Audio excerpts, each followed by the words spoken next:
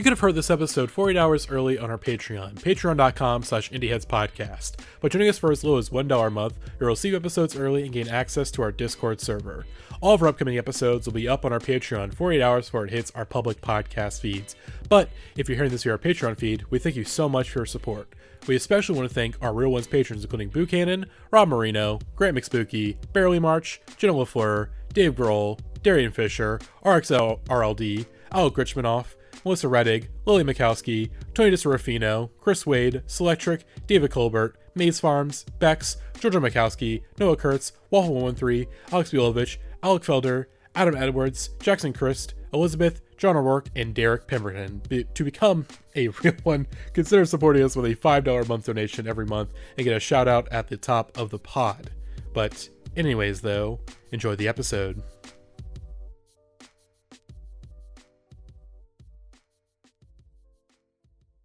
Bros, I will let you. I'll let you begin this podcast with this great review that you wrote about an amazing song that dropped this week. I had never seen a shooting star before. 22 years of rotations, passes through comets, paths, and travel, and to my memory, I had never witnessed burning debris scratch over the night sky. Barely March was hunched over his instruments. Barry slowly beat on his guitar, singing, eyes closed into his microphone like he was trying to kiss around a big nose. Clappy Good Songs tapped patiently on a double bass, waiting for his cue. White pearls of laptop lights swam over his face. A lazy LED bulb spilled artificial constellations inside the wooden cove of the makeshift studio. The skeleton of the room ate one end of the Long Island on the steps of the Big Apple. Various supporting actors from The Sopranos, bones, and cobblestone laid beneath. I stared entranced, soaking in Barely March's new material, chiseling each sound into the best functioning part of my brain, which would be the only sound system for the material for months. The notification pings along the channels of the tight Patreon Discord bled upwards into my own display, which seemed strikingly artificial and perfect as a wizard's cap. The staccato guitar chords ascended repeatedly. Whoa! Haunted SUV, Barry sang like his dying words. Whoa! Don't run over me. The train critical part of me marked the similarity to Coltrane's Olé.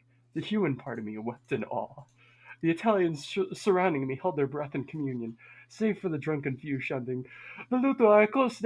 Suddenly a rise of whistles and orgasmic cries swept unfittingly through the crowd. The song, Skeleton Utility Vehicle, was certainly momentous, but wasn't the response more apt for, well, lead single version? I looked up. I thought it was fireworks. A teardrop of fire shot from space and disappeared behind a church where the syrupy Hudson River crawled. Barely March had the heavens on his side. Wait, Barely March? I thought that was a Misfits song. Yeah, that was Misfits. That was Danzig. Oh, well, it's Barely March performing the Misfits. You know, it's a cover. Okay, I see. Nobody questioned it when I said it before. Barely March's skeleton SUV has revolutionized skeletons in space. Modern SUV! Whoa!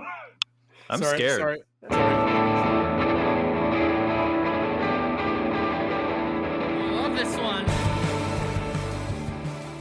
Hello, everybody. Welcome back to the Indieheads podcast. I'm your host, Matty, at Mervian Prince on Twitter.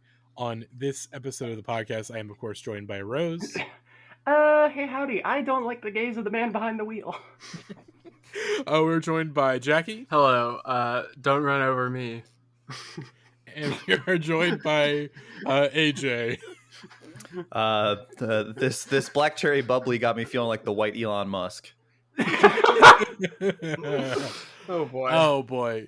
Well, folks, we are here today. Of course, we just dropped our Q2 favorites list on our Substack, softsounds.substack.com, and we're going to talk about a couple of the albums we discussed in there a bit more in depth, and some other stuff that didn't quite make it on, and a little Q2 catch up. We're going to burn through the witches and dig through the ditches, Exactly. Right before, of course, as we've teased throughout the past couple podcasts, of course, we have the 90s Rock #1 series premiering on Sunday, and this is the last normal episode until then. I cannot guarantee if we'll have normal, just regular podcast. The answer episodes. is no, Maddie. We've been through this the twice answer, before. Maddie, you know what happened when we tried to record other stuff. The answer is probably no, but again, I cannot here's the thing. Just be prepared for about like 12 weeks of 90s rock number ones. That's what I'll say. We have 10 episodes planned, and 2 should have been episodes also planned. So 12 episodes altogether, 3 months.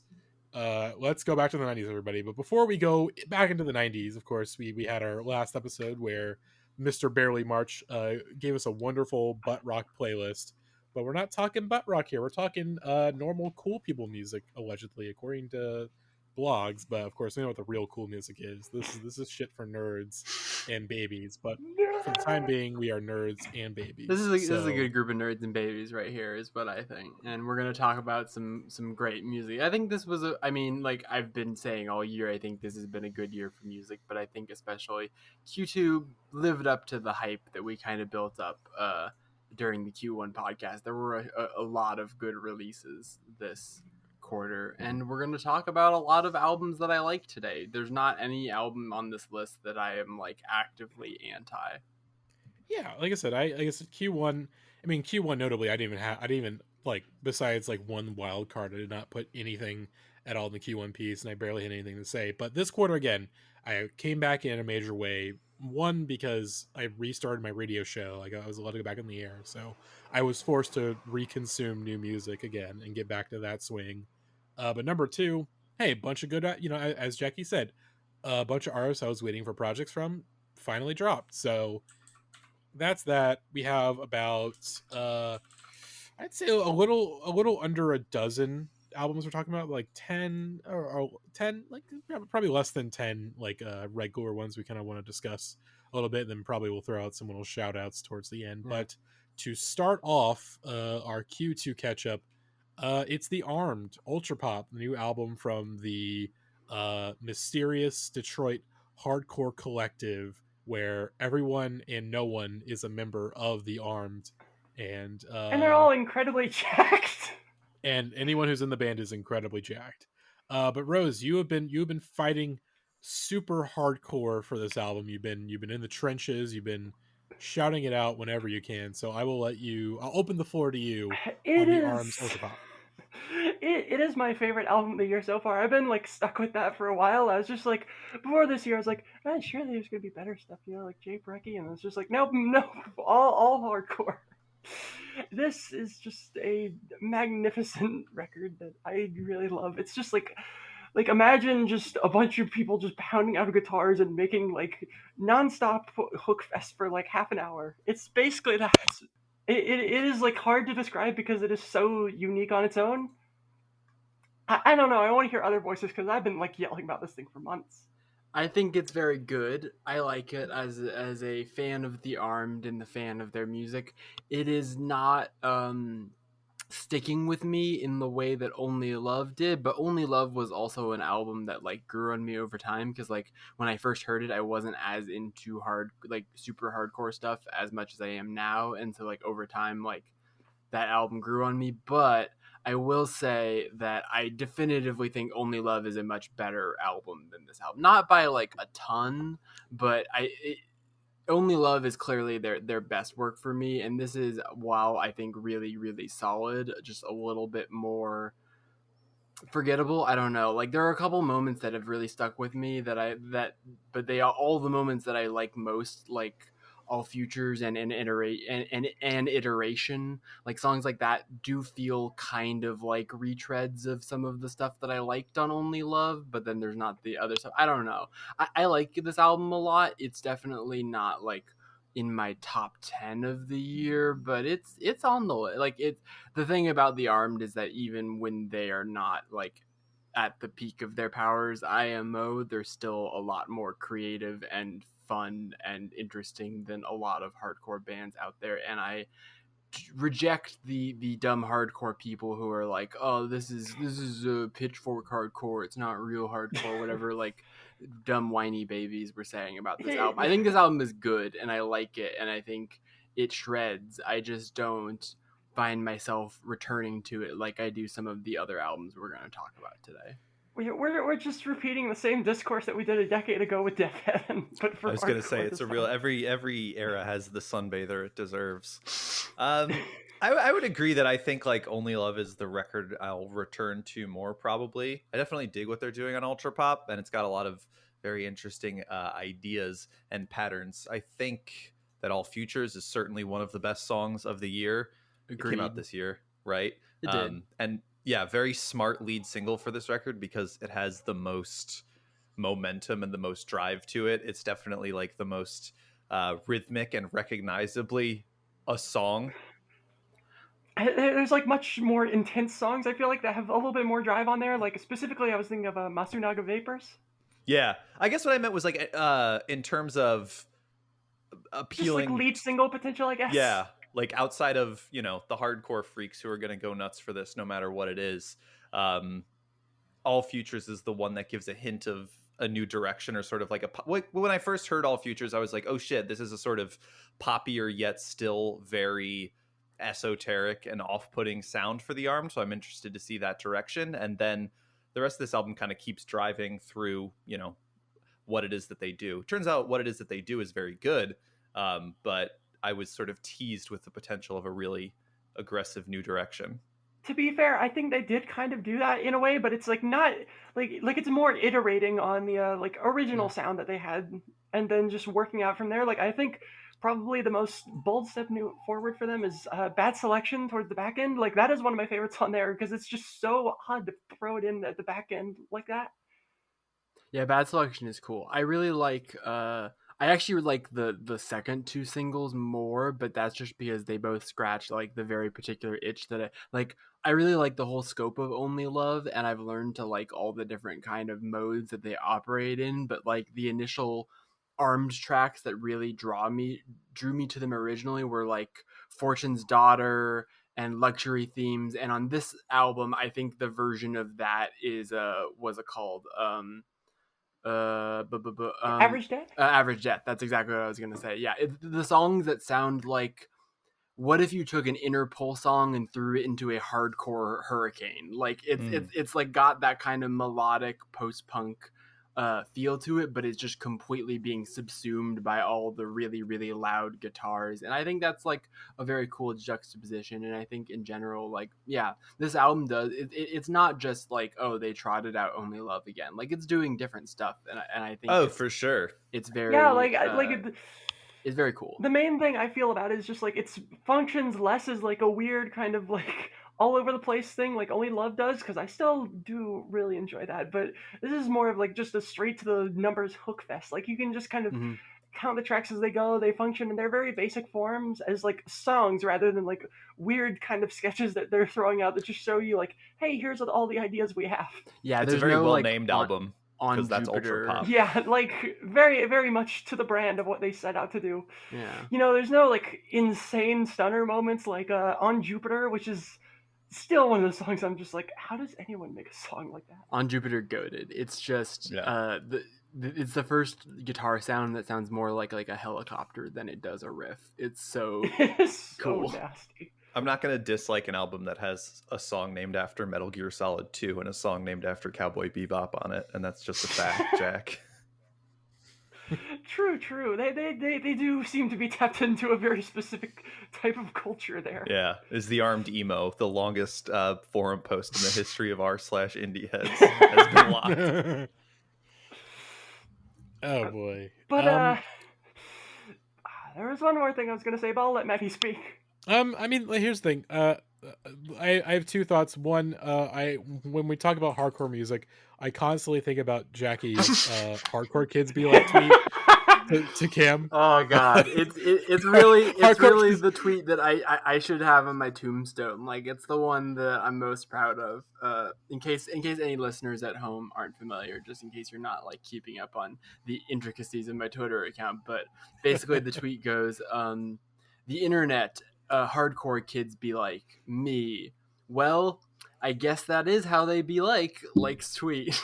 Because it's very much that was me on the internet, like getting into hardcore around that time and being like, people talk about like, oh, hardcore kids be like this, hardcore, and I'm just like, well, I'm sure you're right. I believe you. Like that was the whole iteration of that tweet. But I as I've tweeted since then, like since then I have read books about hardcore, and now I am a wise and learned professional. No, but I've gotten way more into the genre over the last couple of years, and I think the Armed are one of the bands that has helped me get into the genre because it is incorporating hardcore into like other genres in ways that are like very exciting to me. And I think that dumb purists are always going to get mad about that kind of stuff, like the way that like people gatekeep whatever emo bands that want to do like indie rock stuff like foxing and all sorts of like, there are all kinds of examples that we can point to of this where like people that specifically advocate for one music genre community are always going to be mad at stuff that seems like it's trying to appeal to lots of different kinds of people, including critics specifically. Like that's what they get tagged with, is like, oh, you're just doing this to like appeal to critics so that they can say it's a multi-genre whatever. But I think that the Armed are a great example of how that kind of fusion can be genuinely like really productive. I feel like a lot of people realized that they liked hardcore when that Daughters album was blowing up, and then had the opportunity to like go back and listen to, you know, foundational hardcore and really sort of see the through line and he's spitting. And the Armed are sort of one of the first groups, and this record is like something that's new, you know, on the forefront of hardcore and like a modern sort of crossover or like breakout success of the genre that isn't shitty, let's say. Yeah. And they also got leverage with, I think this time around, there were a lot of people that were tired of people like me who were obsessed with the noisy profile of them. And they're like, I'm tired of the gimmick. But I think to give them credit, it's not like they really, they also didn't lean into it this press cycle. That's the thing, is that like they could have been like trickster jokesters to the max on this press cycle, and they kind of didn't. They kind of just like, we all got buff and we made an album, here it is. Like that was their whole the press entire cycle. Gimmick of this cycle was just, hey, we're a real band. That was basically, and like I think that was kind of smart on their part, because they still have that kind of, there's still a little bit of mystery to them, in that like we don't know really who is on. It feels like the lineup is constantly shifting, and that there's lots of they said there's 27 people in there, like a rotation. It's the Indieheads podcast strategy. It's like what if the Indieheads podcast was a band? Like sometimes this guy is there, sometimes they're not. Like it's just sometimes one of the guys disappears for like a full year, but then he comes back. If like, every member of the Indieheads podcast was Kumail Nanjiani, that's the Armed. That's the exact Venn diagram there. Oh my god. Oh boy. Well, my second thought is that here's the thing with this record. I get it, but also it's one of like, I get it, but also like I don't get it. Hardcore for the most part, like my ears are precious jewels, and I must protect them sometimes. But there's songs here that I like. Again, All Futures is incredible, and Narration's really good. I think the stuff on here that fully like, the stuff in here that like actually is like fully like ultra pop, like that stuff really appeals to me, and I do hope they kind of expand on that on future records. Like the stuff that here that's good is good, but there's some stuff where it's like, okay, like it's too much. Like it's really, really compressed, and I know that's the point, but sometimes it is just like, okay, like look, here's the thing. Is it bold of me to say that after doing a 9-episode series on Death Grips? Yes. Absolutely. Am I going to say it anyways? Which mixing do you prefer? The mixing on Ultra Pop or the mixing on You're the Snake? Oh God, Ultra Pop. Jesus Christ. I'd rather have loud than mud. I'd rather it be loud than mud. But again, Rose, you're opening up old wounds, PTSD. I don't want to. Hey, listen, I was on the episode too. Again, well, exactly. That's more reason not to open up those old wounds. Okay, you were there. Okay, but no, this album is like, again, I'm gonna give it some more listens, because I did actually listen to it while preparing for the episode today, and I liked it a little more on this listen. So I may have to go back to it and give it some more listens, because I think it's unlocking itself to me. But again, it's a hard barrier to entry when like I don't really listen to much hardcore, and it's loud. Here's the thing.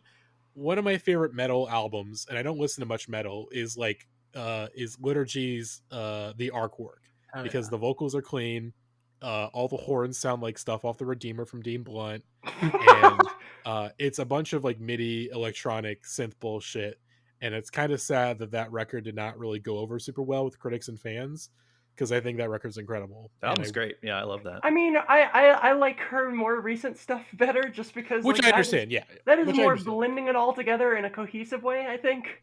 Which I get it, but hey, this record, it's good. It's good. I want to give it some more listens and explore it a little more. But yeah, like, in 2018, the thing that finally got me started getting interested in hardcore, the things that got me in were Gloss and Only Love, and now look at me. I'm a trans Scrams kid. Look what they did to me. Oh boy. Well, are we ready to move on to our next record then? I sure am. Oh boy. All right. So we are going to do we're going to do Gremlin Mindset Volume 2. Like, that is going to happen. It will be some point eventually. So we're going to probably we'll try not to go too long on these next two albums. Yeah, because we'll probably get a bit more into it a little bit when we do those Gremlin Mindset Volume 2 episodes, which I think will probably, again, don't hold me to it, but probably once we finish this big Death Grips project, that's probably next up in the order. But it's been a year for Gremlins. Let's put it out there. Like I said, this has been a big. I mean, like I said, a lot of anticipated Gremlin drops, and this is one of the big especially ones. Of course, quarter that two, being Squid, Bright Green Field, their debut record, their full length debut for Warp Records. Jackie, you wrote about this one. I will let you take it away. Okay, sure. Yeah. This is the debut record of the band Squid, who are signed to Warp Records, but they work with Dan Carey of Speedy Wonderground Records fame, architect of the Gremlin Mindset, some might say. And this album is their full-length debut after a couple of years of releasing singles. I think the first EP came out in like 2018, somewhere around there. I got into them around 2019 when they put out Houseplants and The Dial, which are their first two kind of singles that connected and are both really, really, really great songs. And immediately I was drawn to them, and they're a big part of why Matty and I started getting so obsessed with the Gremlin Mindset stuff, is because, like, while Black Midi was taking over the world, I had my eye on this other band that I was like, these are my boys. These are my sons. Because I will admit right now the take that I've already been yelled at before, but I think the Squid album is better than both of the Black Midi albums. And I understand that I will be getting some heat for that. And I understand that the second part of this segment is just going to be a bunch of people telling me that this is mid and this is not it, Chief, and whatever. And the thing is just that Squid are like the Gremlin band of this current crop that most appeals to like what I want out of post-punk as a genre, which is that the grooves and the songs here are really, really tight and they're really fun. And like, I think this album is very propulsive and very re-listenable, but it's also very I think it's more experimental than some people are giving it credit for, especially in like the middle section. But I really, really just think that this album manages to like bridge the gap between the kind of more experimental side of the modern post-punk music with like stuff that is very danceable and very like groove oriented. And I just think that this band is so fun to watch jam and watch like work as this kind of organism. I'm so excited to see this album live. I think I've been wanting to see Squid live forever because they've just got so many songs that make me want to dance and stomp around. But I mean, like, this album especially, I think, is really like the exact culmination of everything I was hoping from all of those singles, because they had a lot of different kind of speeds and things that they were doing in their singles, and they were putting out these short EPs where they were where you could see on an EP they weren't just coming up with 4 singles. They were trying to come up with like an arc to the EP, and they'd have interludes and stuff like that. And so you could always tell that like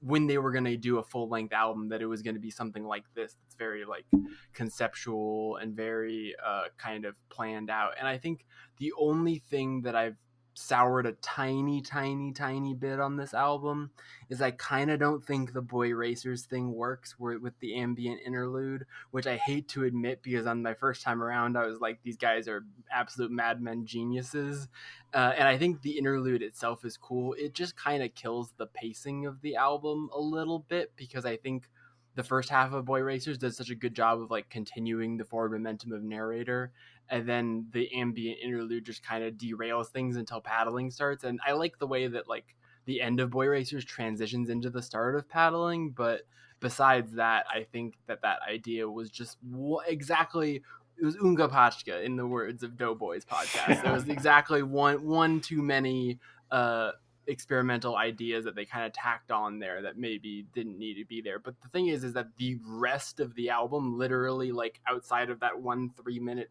thing, that they could have just cut it a little shorter and it'd probably work fine, or cut it entirely and have a different end to that song. It kind of just feels like they didn't really know where that song was going to end, and so they abandon it halfway through and just do this other thing. But the rest of the album, I think, flows like perfectly. Like, I think GSK is this incredible opener after the little interlude. I think Narrator was a perfect lead single, even though it's 8 minutes long and is this insane like journey into hell. And I think Paddling has grown on me so much. I cannot wait to see Paddling live. That's gonna fucking rule so much. Oh my god. Anyways, I'll let other people talk about this album. Go ahead. I'll go first. This album, I will say, I unfortunately, here's the thing. I want to say off bat, I base level, I like this album, but unfortunately, the more that I listen to it, the more I end up disliking it and finding kind of new things to kind of nitpick about it. Like, I agree, for one, there's some fat on this album that just needs to be cut. Like, someone need to tell Squid, all right, you're only getting 1 LP, we're not doing a double LP, cut that fat, please. Like, get it down to 45. Like, you know, the Boy Racers atmospheric section that goes on too long, it should not take up 3 minutes of the runtime, maybe a minute at most. That's some fat I would cut. Some of the songs are just a little bit too long, which is they're like, I like Paddling was a single, and I think it's okay, but it you know, it's kind of one note, and that's my issue with this record, is that there's multiple times where it's like they lock in a groove, but they just sort of stick with it. They don't, you know, go to these they don't explore the grooves like I think they should. But it also leads me to a couple metaphors that I want to make about this sort of crop of gremlin rock post Brexit, which I hate using that. What was the like NPR term?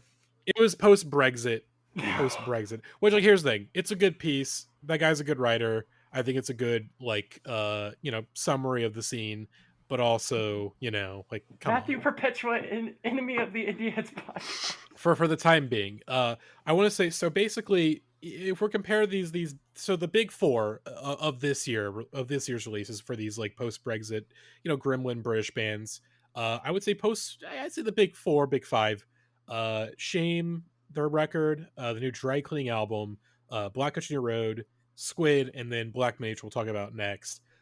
So like, Shame, that's just like, you know, that's a 12 beers. That's a 12 beer night right there. Like, that's what Shame are. That's just 12 beers in an album. You know, it's it's basically sort of like, what if Idols, instead of what if Joe Talbot's brain did the internet for today? What if they didn't win the internet for today? They were just like a good rock band. That's what Shame is. I think that record's still very good. Black Country Road is like when you smoke too much weed and you get really scared. That's Black Country Road. It's pretty good. Let's see, Dry Cleaning, that's like some opioids right there. Like, that's just pretty bog standard. Just like Dry Cleaning is smoking mids. Let's get it on the record. Dry Cleaning is the most smoking mids. That was the one that was one that was most open to interpretation, so I'll take smoking mids there. Black Midi is like taking really awful LSD. Well, I was gonna say Black Midi's more just like mainline coke. Like, that's coke straight from Pablo Escobar right there. It's cocaine. Cavalcade specifically, which we'll get to, that's just downing a bottle of absinthe and drinking so much you can't see anymore. That's the experience of that album. Schlagenheim is coke. Yeah. So, okay, again, it's good interpretations, but my fifth one, of course, is for Squid. And Squid is like doing whippets. You know, you get a quick, brief high. It's pretty awesome for that second, but but in a second it's gone, and you just load up the cartridge for a new one. That's Squid. And here's the thing, it's got its place. Here's the thing, I like smoking some of those whippets sometimes. I think sometimes they're able to sustain the high for like an entire song, like Narrator or Pamphlets. or not I like the GSK. Squid songs, but what the Peel fuck Street? do they know about whippets? It's something on the later. Is it Peel Street, the one that has the really wonky Peel Street's the one. wonky groove? Peel Street. I want to say the Flyover also. The Flyover is the Whatever one interlude. That's it. Whatever the one has like the weird like arpeggiating synth stuff. Oh, Like that's Peel Street. Yep. Peel Street, yeah.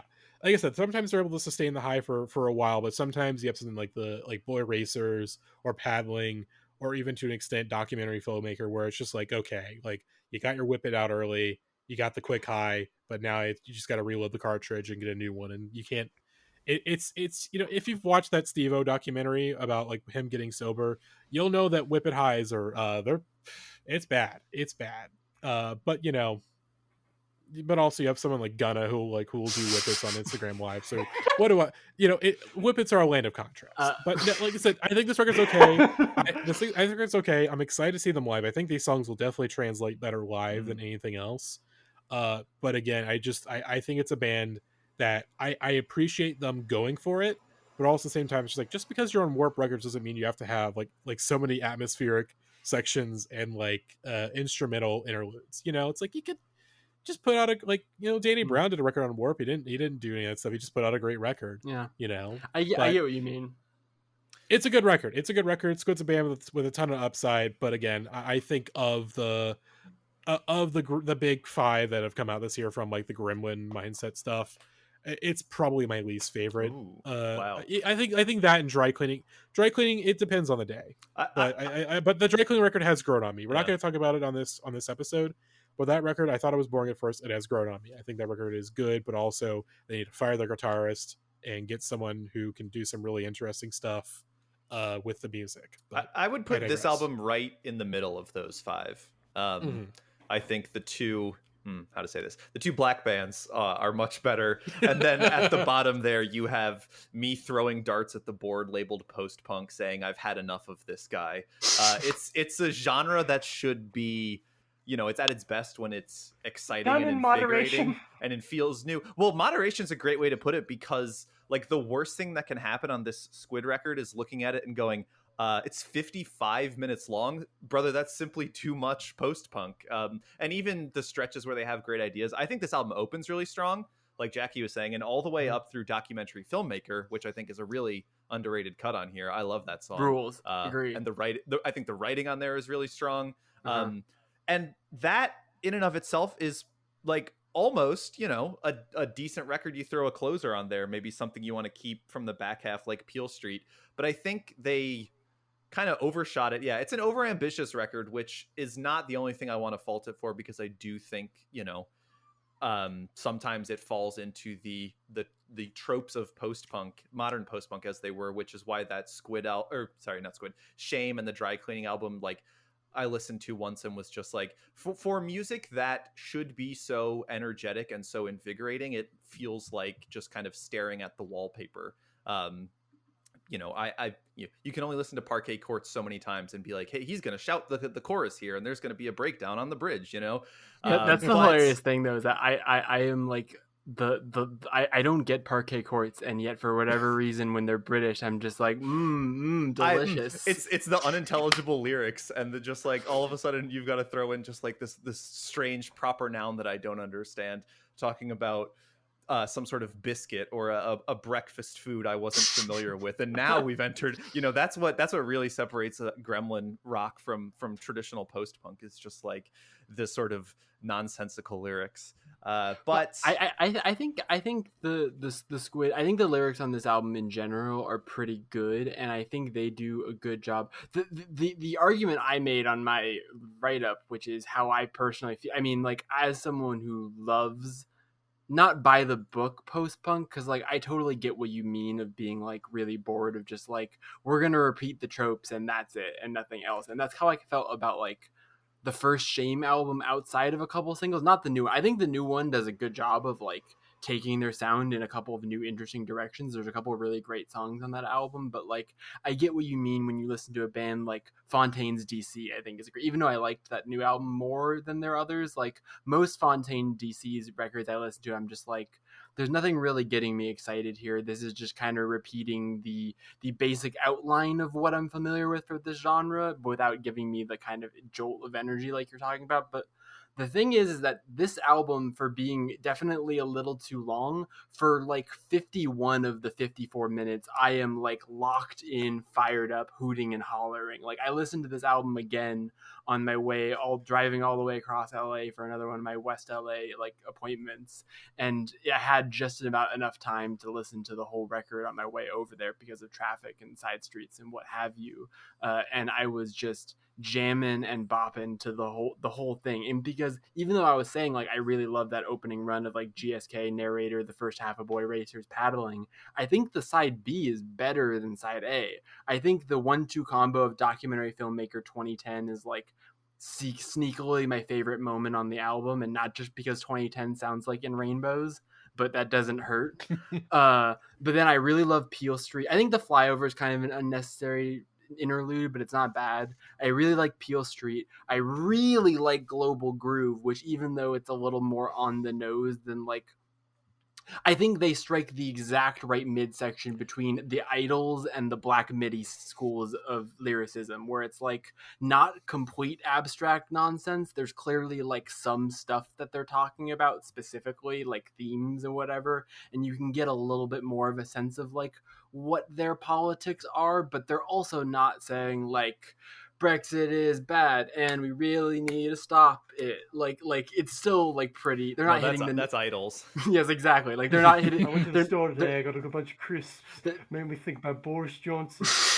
They're not like hitting the nail too. Like there's still a lot of like really like literary. Like there's references to the J.G. Ballard novel Concrete Island and the novel Ice by I forget the name of another British novelist, but like there's a lot of really cool like ideas, I think, and some of the lyrical concepts, and I think I find this record really fucking fun. And if this record isn't fun for you, like if you don't like post-punk, if you don't like this particular flavor of post-punk for whatever reason, that's fine. More for me. Like give me make a 70-minute album next time, Squid. I don't care. I will listen to it and enjoy it, because they are just delivering me exactly what I want out of Gremlin Rock, which is they're not too far. Like I think the Black Country New Road is my least favorite of those 5 records, because I think that record is like the danger that you run into with this genre of just going all the way up your own ass and like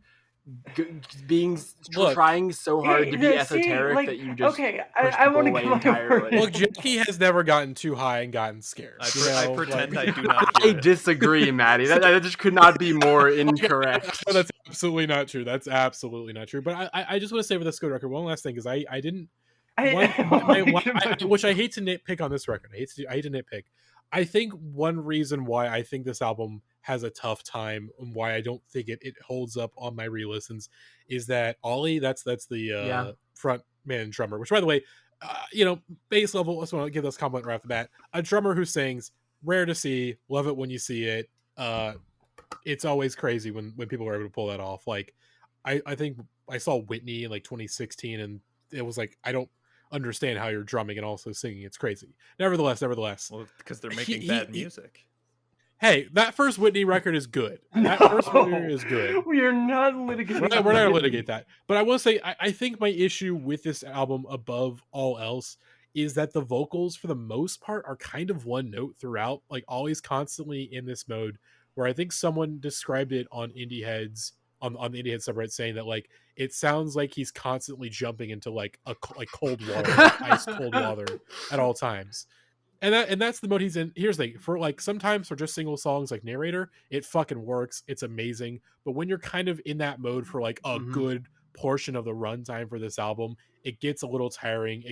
I wish there was some more variety of the vocals, because again, there's occasionally those moments where there's some more variety, but they're kind of few and far between. And that's my hope for the next Squid record is, again, the band is good. I think this album is good, but it's really flawed, and it's maybe, I would say probably, I think that, okay, I will say this is definitely better than Dry Clean record. Like any album that basically has like one of my favorite songs of the year and Narrator, like it can't be worse than the Dry Clean record. Like no.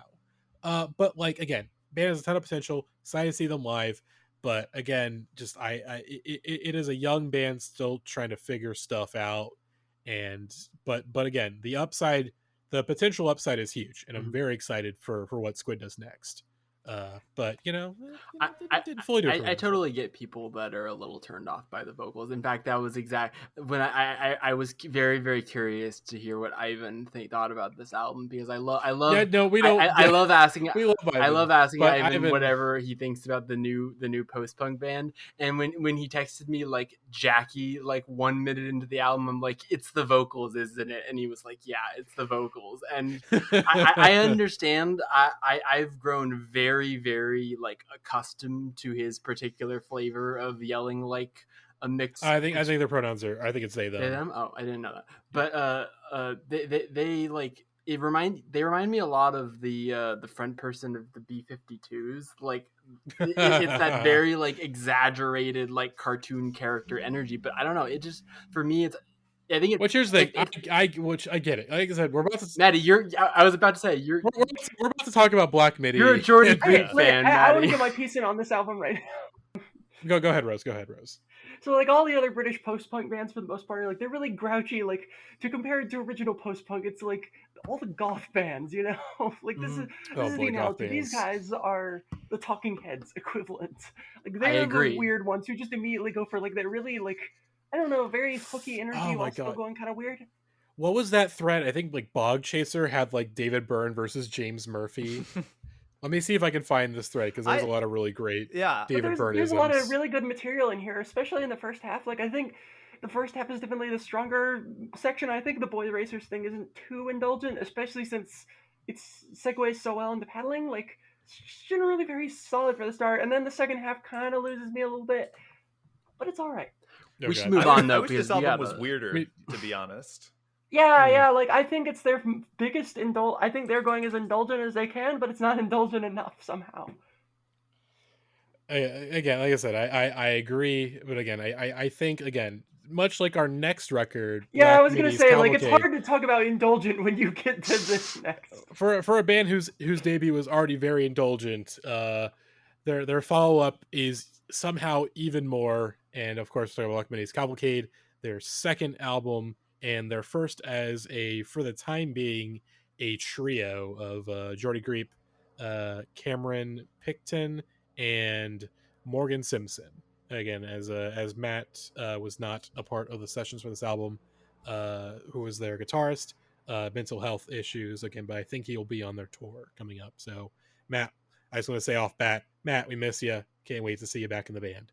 But nevertheless, Black Midi Cavalcade. I did not write about this one. AJ did. So AJ, actually, I will let you lead on this one. Black Midi Cavalcade. What's it all about? Yeah, well, Black Midi Cavalcade is the follow-up to what I would consider one of the very best albums of the past decade, and definitely one of the most kind of exciting and unpredictable rock acts to emerge in the 2010s, following up Schlagenheim from Black Midi, who sort of, emerged with some live performances and some singles that were really had truly no contemporaries. They were a rare band where they sounded, people were drawing comparisons to like Talking Heads and things that were sort of like, faster and punkier. But Schlagenheim is an album truly of its own genre, and Black Midi find themselves on the vanguard of this emerging post-punk movement that we now know as the Gremlin Rock. And so Cavalcade, walking into it, you might assume that the stakes are very high. They just had this huge statement record. They've basically broken out into a global success, and they've got a lot riding on avoiding this sophomore slump. And I think one of the things I like the most about Cavalcade is it is a huge fucking turn for Black Midi, even though it sounds like them, but just the subject matter and the songwriting and the statements on this record are so not what you would expect from a follow-up to an album like Schlagenheim, and so not of the moment where it feels like all of these albums and all of these records are coming out have to be like the thing and have to introduce something new and sort of be this big, bold thing. And Cavalcade, the boys are just straight up having fun on this one. They're going a little nutty with it. They're just fucking breaking it down and doing whatever it is the hell that they want to do. And it doesn't always pay off in terms of like melodic, great songs. It's nowhere near as good as Schlagenheim. but Schlagenheim, I think, is one of the best rock albums of all time. So it doesn't Same. need to be. This album is fucking weird, and I really like it the more I listen to it. My first impressions were sort of like, gosh, that was a kind of weird one. But there are a lot of moments that I keep coming back to on this thing. The sort of like impression that I walk away the most with from Cavalcade is just like, give me a Black Midi album every year. Give me 2 a year if they want to do that. They're clearly a band with a great work ethic, and they love to jam, and they love to just chop it up. There's a whole companion covers album that came along with this thing that if you can find a download of that online, I highly recommend it. And 5 flexi singles, they were all separate covers from those. Yeah. These guys clearly love playing weird, loud, discordant music. And honestly, like, I'm as excited when they drop a new KEXP session as I am when they drop a new album, because you truly never know what you're gonna get from Black Midi. Oh yeah, the most recent one where Jordy Grebe is cosplaying as Robert Pattinson's character in that Netflix movie, and after the first song, they go into there's like old timey piano starts playing. They're arguing like they're in like a fucking saloon or something. It rocks. Yeah, and that's the experience of listening to this thing. Yeah, right. The concept stuff on here. I mean, John 50, whatever you want to call it. What a weird fucking way to open this album. That is this John 50. When John 50 comes to town. What is this song? Like, this one was like, when it first came out, I was like, what the hell is this? I don't even know if I'm into this. This just kind of seems like a little too, like they've just... The thing was, is I was worried when this album was coming up that they were going to do exactly what Black Country New Road did, which is go too far up their own ass. And it's like, they did, but here's the thing, is that Black Midi's ass is good and they're allowed to go up it. That's basically my thesis, is that like they are going at their most indulgent and their most like inwardly reflecting. And like AJ was talking about, like, this album doesn't feel like it's an album of the moment. It feels like it's weirdly classical in its like textures and kind of grand. Yeah, like he's on his fucking Scott Walker shit for like a good amount of the runtime. Like, I wouldn't even say that. Like the vocal work he's doing more reminds me of Hayden, I believe it is, from Wild Beast, which is another slightly less contemporary British band that like really has those like weird crooner vibes going on. Look, I've never heard a Wild Beast song, and I'm gonna stick with my Scott Walker comparison, because I've also seen writers like that. I'm just having a joke. I'm having a rib with I know, but I'm just drawing in my own comparisons. And honestly, like, John L, like, as the lead single, is a very weird one, and it's probably my least favorite thing on the record. But like, I gotta disagree. I feel like this record kind of, I think John 50 is still my favorite song on the record. But here's the thing. I like this better than Schlagenheim. Wow. I think it is more of what they should be doing. Like, they've gone and thrown themselves in all directions, and it kind of shows that they're like working towards something that's very exciting. Like, I think they could make better than this even. And I love Schlagenheim. Like, that was my second favorite thing of 2019, I think.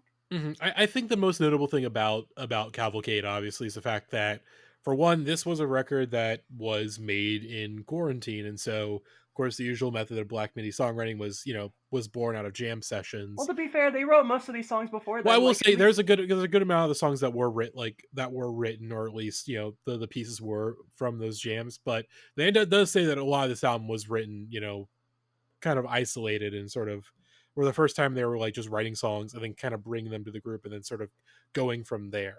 And I think it shows, because I think this record is much more, despite the fact that some of the songs on here are longer than anything on Schlagenheim, it is definitely much more, properly pieced together. It's like, it's not of in the moment, it's very much like calculated. And I think that, and I think, that works for the most part of this record. And I love this record a lot. It's one of my favorite albums of the year. But again, as AJ said, I just don't think it's as good as Schlagenheim. But they're both very different albums, so it's sort of hard to compare the two, because I feel like they're going in so many new directions on this record that are very exciting and make for a lot of really great tracks. Obviously, John 50 is probably the closest to the material on Schlagenheim, and I fucking love John 50. I think I've listened to that song like 30 times since it's come out. I think it's fucking great. It's very funny. The video is great when the giant baby appears. We love a giant baby. Chandro We'll talk about a song Milicia. that's cryptically political as Chandra well. Oh yeah, Yeah. Chandra Malicia Patella. yes. But I want to let's go. Well, I'll roll it back to John 50 because yeah, very much the song is about it's about this sort of cult leader essentially, or someone who's trying to be like a wannabe cult leader, and him being torn limb by the end of the song essentially, Like I think Black Midi is here's a good Black Midi. Their lyrics are very much they're not super straightforward. It's kind of they're very theatrical. It's sort But of I mean, like I think the meanings are more easy to parse on this one than the previous one, at least. oh Like, yeah, absolutely. you can kind of tell the actual concepts on most of them, unlike Schlagenheim, where I'm just like, I don't know what this is, but they're saying Yeah, something cool. Schlagenheim. It's just like what the hell is he talking about with like It's a vibe. ravens and sweat and old people? I don't know. It's a vibe.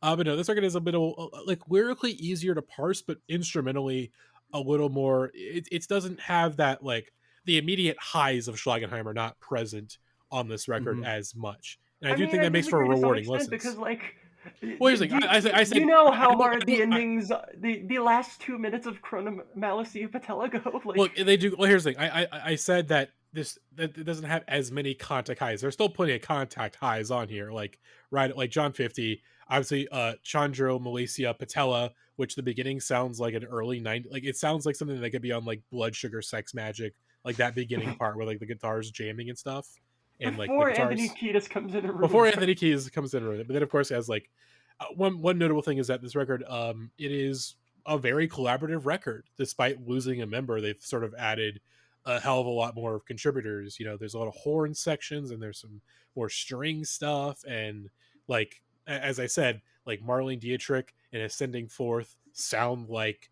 Scott Walker songs essentially, like early, like the late 60s stuff, but maybe with a little more experimentation thrown in. It's very much in line with like the Jacques Brel covers that he did on those first three Scott albums. You know what this album reminded me? I think I said this in the Discord once, but the album I never in 1,000 years expected to think about while listening to the follow-up to Schlagenheim was Tranquility Base Hotel and Casino. But that is an album that I thought about while listening to this album, where it's like, instead of giving you what is we expected two entirely different things from Black Midi and Arctic Monkeys, who are two very different bands, and both of them were like, I'm going to give you a weird lounge singing album instead. And I think there's a lot I like about this album. I think it's definitely, it is simultaneously, I would agree, not quite as good as Schlagenheim, but because it is going in a really interesting new direction and it is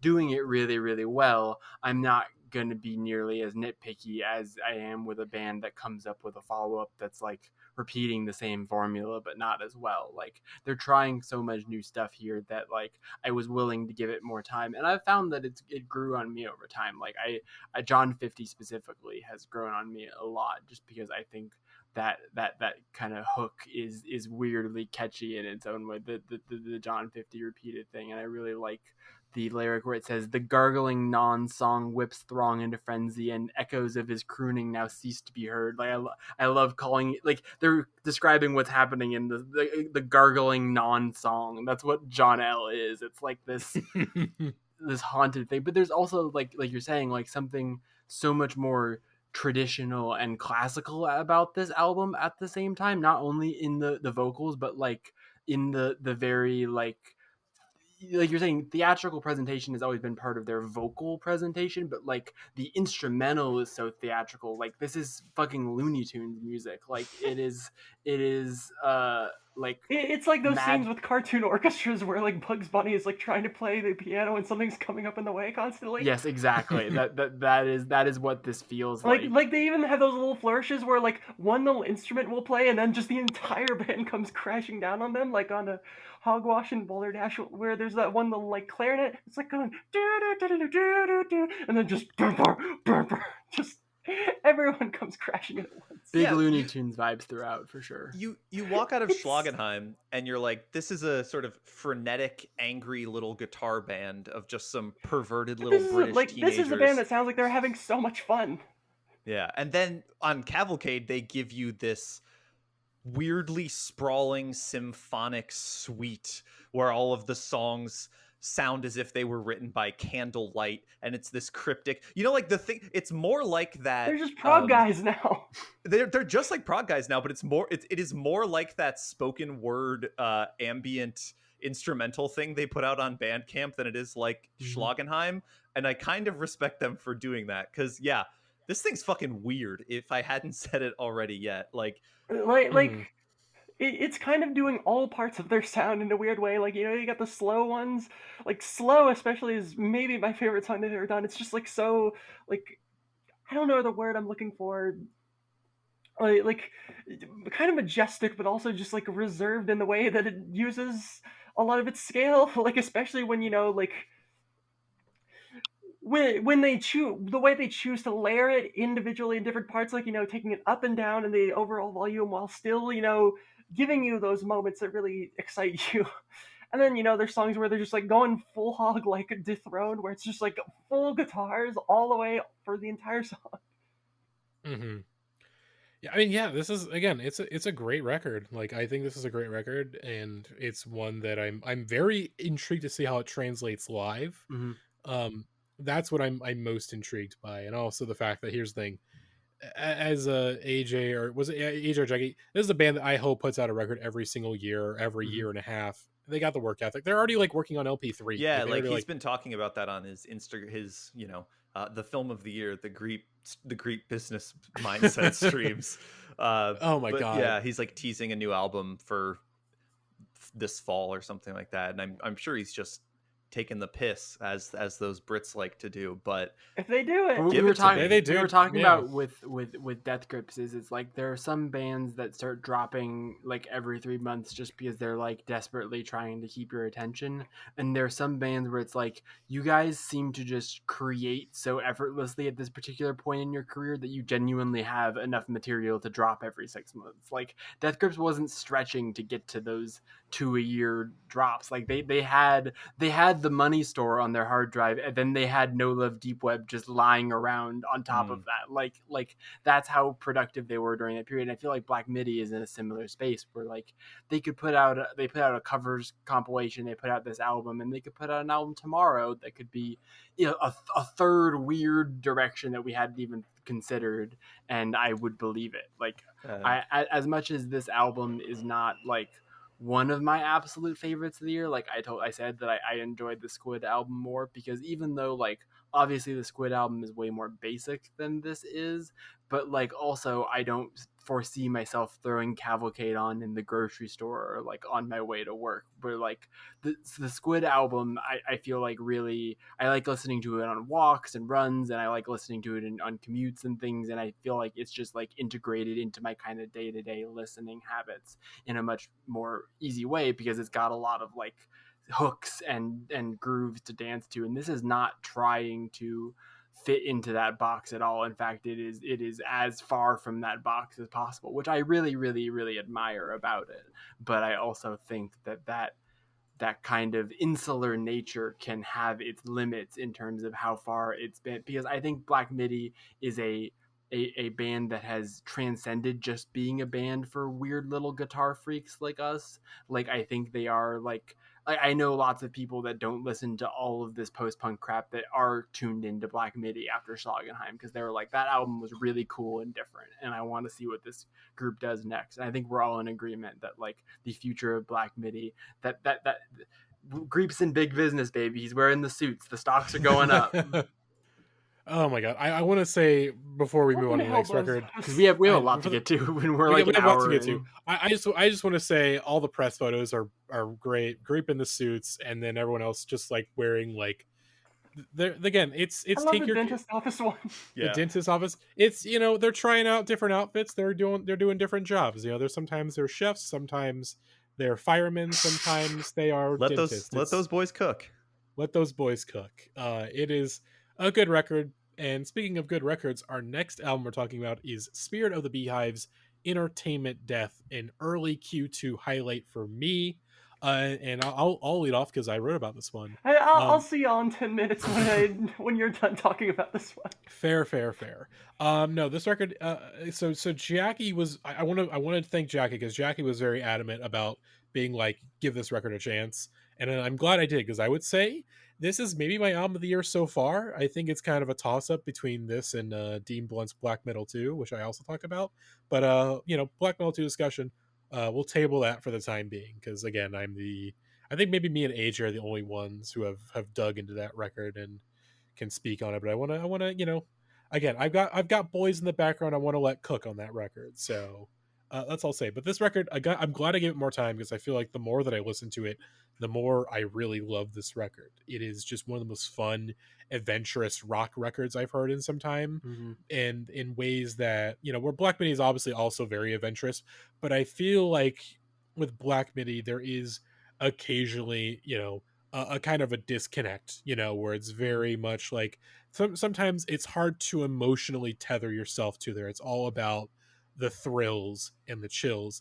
And I feel like with this record, like the way that I described it was sort of like a lot of this record sort of operates in like the uncanny valley, Mm-hmm. but there are those moments of true pure humanity that like that push through the mix, Mm-hmm. that go past the TV screen, fucking Ring style, and pull out and grab you. Yeah. And it's those moments that really make this record great. And also just some really inspired songwriting. It's like I said, those, the last Spirit of the Beehive record is, it's some fun kind of kind of jittery, dreamy indie rock. But I feel like this record really expands and really shows its influences in it's very much, the comparison that I think Jackie and I and a number of others made at the time is that this record feels a lot like a One O Tricks Point Never record. Yes. It feels like an indie rock version of that. It's like, what if I Don't Love Me Anymore was expanded on and made to like a full record? Mm-hmm.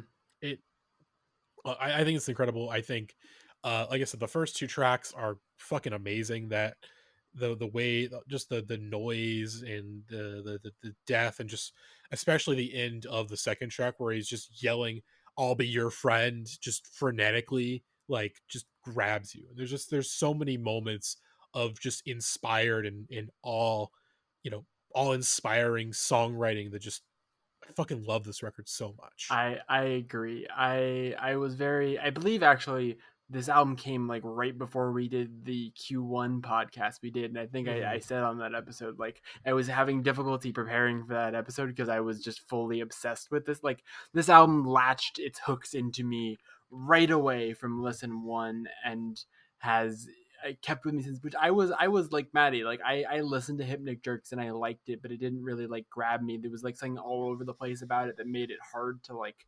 pinpoint. And this album has gone further in that direction, but in a way that like really really works. I think the One O Tricks Point Never comparison, which I've made before, is definitely apt. Like, there were some people I saw compare this to Death Grips, which was just like the biggest fucking, it's like, just because they make sounds that are noisy and scary does not mean Death Grips. You can know more than one band that uses noise elements. But anyways, point aside, I agree that like the thing that really reminds me of One O Tricks is the way that album, Magic OPN specifically, the album from last year, is like constantly changing and shifting and mutating, and that's exactly what Entertainment Death is doing, where like you'll have moments like the opening of the album really like tells you what to expect, as it gives you this harsh, noisy, like completely disordered thing, and all of a sudden this guitar comes in and it's like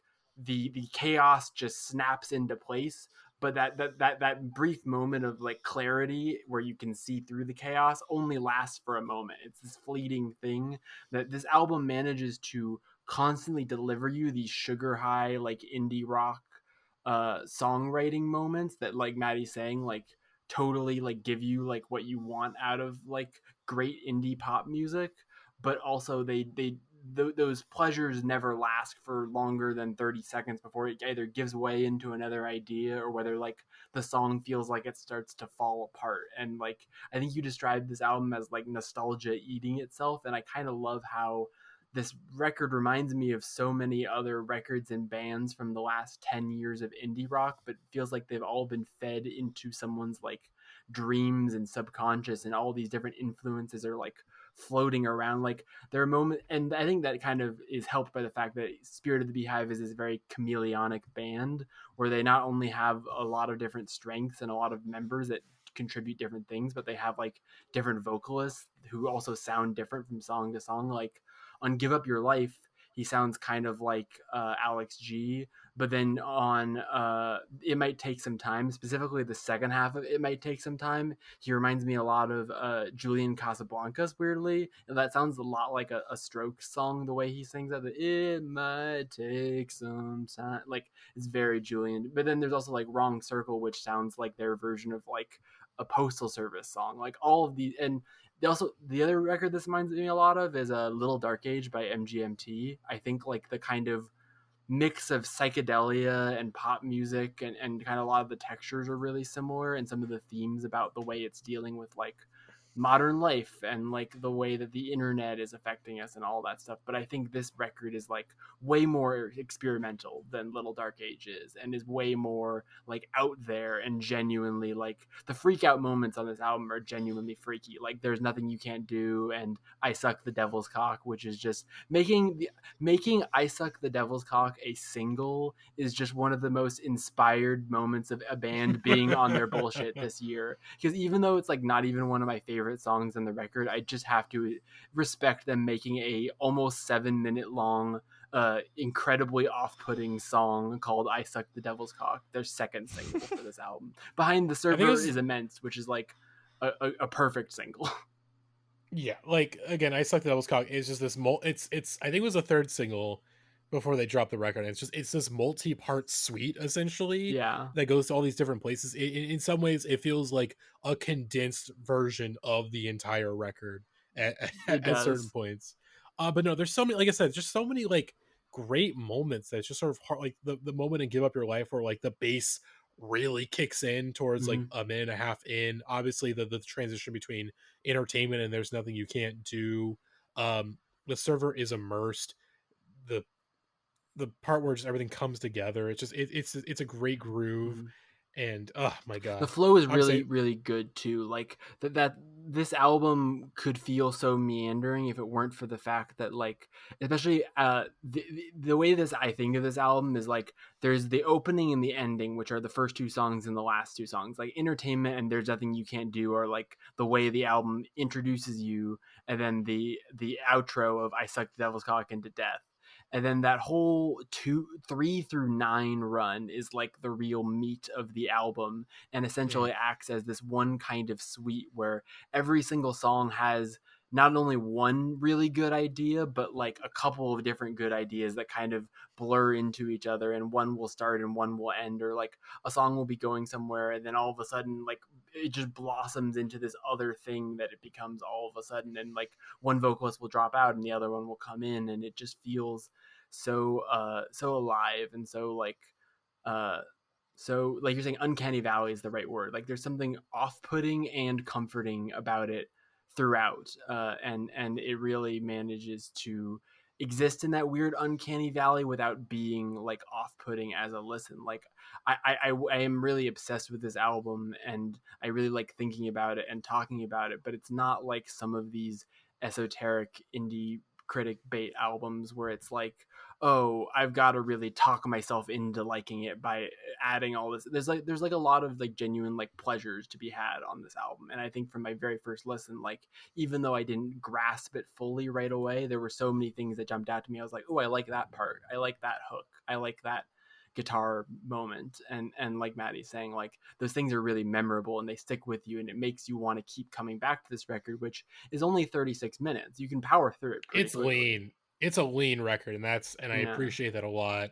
It's the fact that this record is so relatively short. I mean, it's not super. It's pretty standard length, I would say, but it's still very lean, and it still packs so many different ideas. And the fact that it packs in so many ideas and that they all work really, really well, and they're so different and varied, and sometimes they're just all in the same song. It's one of the most impressive indie rock releases in some time. Like I said, the Death Grips thing, again, people, they're little babies, Jackie. They're little babies. They haven't learned. But like, I was actually listening to a little bit of Magic 106 Never today because I had it on my record player, and even then I feel like it does the concept of that record a lot better, of this sort of like shifting radio station and sort of different transmissions and different frequencies are popping in and out. I feel like it does that concept a lot better, and I think because in some ways I think at the end of the day, like, there is something inherent about rock music that is, especially the indie rock in this sort of vein, that feels so deeply human and is so easy to attach yourself to, and why, it grabs so many people, and why, why especially in the 2010s, why so many artists, would try to take bits and pieces of it and try to put it into pop music, especially coming in the 2020s. That's especially apparent now, even more so because of playlist culture. But no, this record is fucking incredible. I hope they announce an LA date at some point this year. I want to see how these songs translate live, because this is a fucking good record, folks. Like, it's one of the best of the year. Believe the hype. The critics are right about this one, which is rare these days to me, but the critics are absolutely correct in this one. It's fucking great. I love it a lot. I have only one take, which is I didn't like this much. I think the Glockamora guy should go back and do Glockamora for all us freaks who like Ordcore. Get out of here. Ordcore.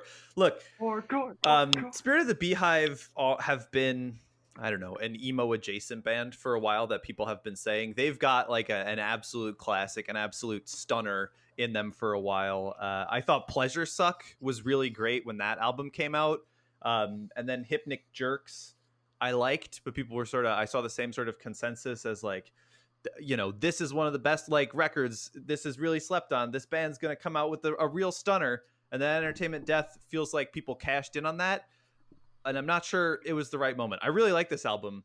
I just think that like when I listen to it, I get really lost in this album, which it sounds like is what y'all really appreciate about it. I think there's great moments and great sounds and great songs on here, but the whole thing is very like, I still have I've listened to this record like, a dozen times probably. I think I like it. It'll be on my top 50 of the year, but I find it so chaotic and so like obtuse. And this is coming from someone who just effusively praised Black Midi's Cavalcade, but it's like, it's just kind of, it doesn't quite scratch my brain in that sort of way. And like, there's more like, this sort of standout like songs, obviously Entertainment and Wake Up in Rotation are the ones that are like, oh shit, I really wake up and I'm like, this band is doing it to him. But the like sonic just sort of soundscapes on this thing are really labyrinthian in a way that finds it hard for me to like identify what it is I like about this album, which is, by the way, an album I do like, for the record.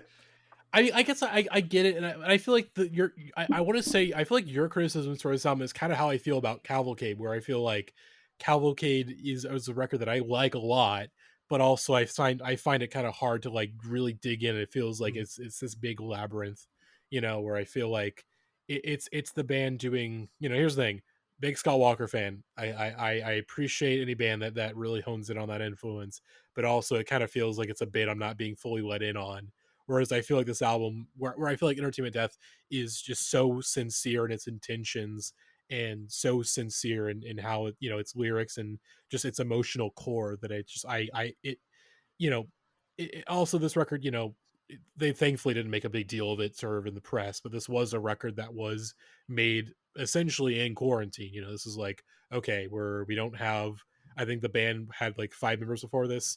Band got knocked down to like 3 members. I think the Glockamora guy, let me pull up the names. I have it here. It's Zach Schwartz from Glockamora, Rivka Ravde, who's the other vocalist, and I believe she's a founding member too. Yes. So and then the new member is Corey Wishlin, who plays keyboard, sampler, guitar, drums, vocals. Mm-hmm. And I do think that paring the band down to just 3 core members and making a record where it's like, this record was made in existence where it's like, I don't fucking know if touring is going to be a thing anymore. Like, I think that greatly benefits this record. And I will say, AJ, I do agree. I do think that, like, again, this is a great record. It's my favorite album of the year so far, probably. But again, it is a band that's like, I think what they could do could potentially be better if they just expand on this a little more and really hone in on some of the aspects. You know, I don't want to hear another, kind of traditional indie rock record from this band ever again, because they're going out there with this record. Like they are swinging for the fences, and I want to see some more. I want some more Babe Ruths. I want some more Albert Pujols. I want some Barry Bonds. I want them home runs, baby, because this record's a home run in my books. But unless we had any more thoughts, me at 3 a.m. going back for another hit of the Devil's Cock. Oh God. Well, speaking of bands that Spear the Beehive have toured with, our next band / artist / album is Japanese Breakfast Jubilee. You ever heard of them? Yeah. Which I Oh, actually wow, I another episode we should have done. I will say, yeah, this one we're gonna we'll get into it. I want to say I have a quick, very brief story about because this is a good transition, because I saw Spirit of the Beehive open for Japanese Breakfast when I lived in Chicago, and I went on like a Tinder date with somebody, and anyone who was in a group chat with me at the time, this was a date that went so badly I had to start seeking a counselor after this because my friends were concerned for me. So that that's my brief story. But no, Japanese Records Jubilee, first record in 4 years, and a record that is not even the culmination of a shit ton of hype that's built up in the last year. I feel like this record's only a footnote in this coronation of Japanese Breakfast as this big indie player, because it's Yes. like this Hey, I think it's a record. combination of factors. Like, A, critics realizing, like, oh, damn, we should have really gone on those last two records. B, the hype from Crying and H Mart really Yeah. hitting big. And then just generally, like, it's more her popular appeal kind of record, I guess. Yeah, I think this record is very much sort of, it is, for better or worse, a record that lives up to the potential of Japanese Records. That is like, okay, this is the record that critics have been wanting her to fully make. And this isn't to say that critics dislike the first two records. Again, Psychopop had its fans, Soft Sounds had its fans, but again, as you were saying, I think critics were, not fully ready to cash in just yet. And I And they feel should like, have, like, one and album ago. they should have on Soft Sounds, definitely. And so, I guess I'll start, because I don't have a whole lot of thoughts. It definitely feels like, critics are cashing in because they missed out, and this record is a good record. Actually, I re-listened to it today, of course, for this episode, and I actually enjoyed it a lot more than I did previously. I think this record, it had very high expectations, and I don't think it fully meets those.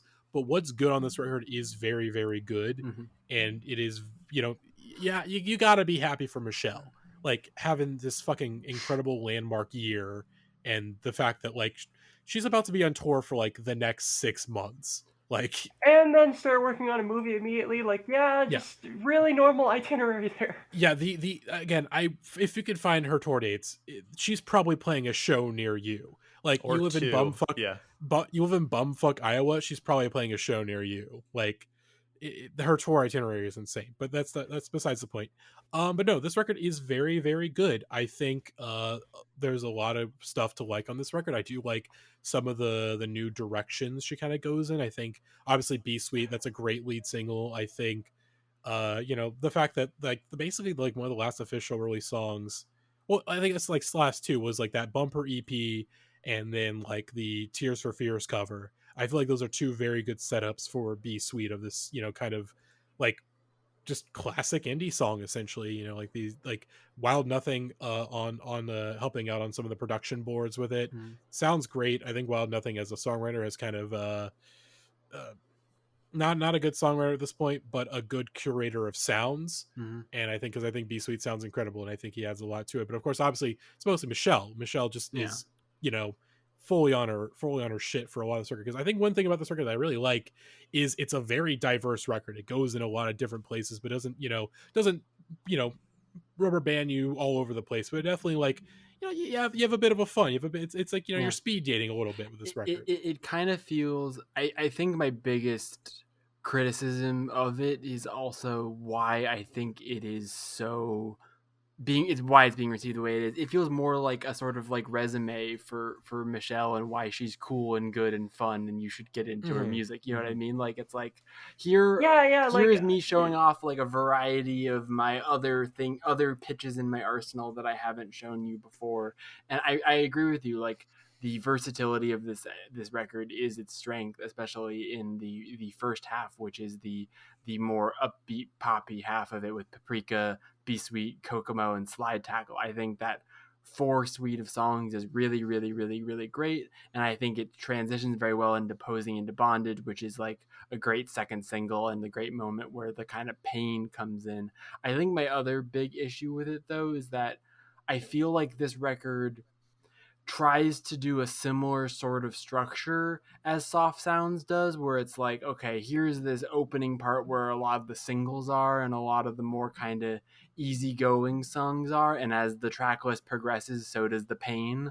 And I think this album, it's not like I don't like that it does this again, and it's not like I like one half of this album more It than just the does it other. less effectively. I think the handoff is the problem. It feels like the first half of this album and the second half of this album are kind of two different albums, and that the kind of connective tissue between them doesn't feel as natural as it does on Soft Sounds, where like that album goes in a lot of different places, but it feels cohesive as hell. Where this album, Yeah, I yeah. think, is I like almost all of the individual components of this album. There is not really a song on here where I'm like, that's kind of a stinker, Michelle. Why'd you leave this one on here? But it doesn't really congeal into something greater than the sum of its parts yet for me. But I will agree with Matty that like it's definitely grown on me a little over time.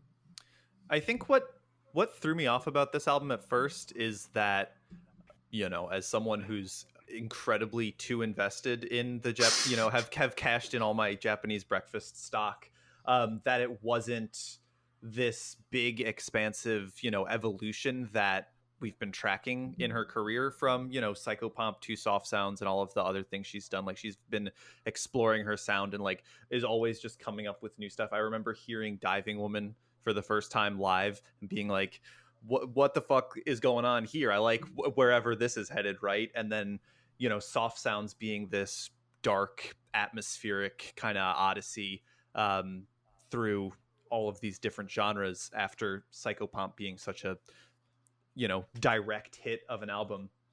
The take that it took me a long time to come around to is that Jubilee feels a lot more like Psychopomp than it does Soft Sounds, actually. It almost feels like you know, Psychopomp 2 and reveals Soft Sounds as this sort of weird its own thing in her catalog. I think like her songwriting and her lyricism and the way she writes is all consistent throughout there, but like structurally and tonally, Jubilee, the more I listen to it, reminds me of Psychopomp in that way, where it's very fun and sort of in your face and very energetic. It's basically, I'll borrow what Matty was doing with the drug analogies earlier. Like, Psychopomp and Jubilee are uppers and Soft Sounds is downers, is where we're at here, basically. Jubilee also sort of threw me for a loop when Michelle had described it as an album about joy, and I think it has like her 3 saddest songs ever written on it. Yeah, like most of this album is just incredibly miserable. Even the songs that are trying to be happy just like have this undercurrent of like, oh, this is quite depressing actually, and that's part of what kind of bums me out. It's just like I was hoping for something that could make me feel happy, but no. Even then, I feel like, you know, here's the thing. Like I said, obviously songs like Paprika and Be Sweet are very joyous, but obviously we have something like, you know, like Posing in Bondage. I think Posing in Bondage probably like a top 3 song on this record for me. I really love It's good as Posing in hell. Bondage. Oh yeah, it's by far my favorite here. I really love the minimalness of that song. It feels like something off of like Climate of Hunter or something, to go back to my Scott Walker comparison. Well, but like I will say, I won't necessarily say it's the first half. I will say like Paprika to Savage Good Boy, great stuff. Like Paprika, Be Sweet, Kokomo Inn, Slide Tackle, Posing in Bondage, Savage Good Boy, all great songs. It's where In Hell and Posing for Cars is kind of where it's like, those are all 3 good songs, but by then it feels like the flow of the record has fully kind of it doesn't, it's just at that point the flow has fully revealed itself to be like not quite there. It is not quite as cohesive as those first 2 records, which, here's the thing, when the songs are all this good, it's kind of hard to complain too much. But it is like, you know, I would say, you know, if we're talking about like joyous records or, you know, albums that were advertised as joyous, I feel like a solid comparison you can kind of make it between is this record and Utopia from Bjork. I feel like those are two very similar records in terms of the headspace, where it is like sort of they're advertised as like kind of joyous records, but there is a lot of dark undercurrents and kind of, you know, lingering anger and sadness and grief from the last project. And I think obviously like aesthetically, you know, some of the more poppy stuff on Soft Sounds and some of the stuff on here is very similar, you know. Yeah. Like if there's one thing, it is like after 4 years, you know, like it doesn't, I feel like this record, you know, here's the thing, this record was delayed because of COVID. Yes, Like it was supposed to come out, It was supposed done. to come out, It's been on it the was shelf done. for a long time, and I think that's actually like one of the things that kind of hurts it a little bit, is because like Yeah.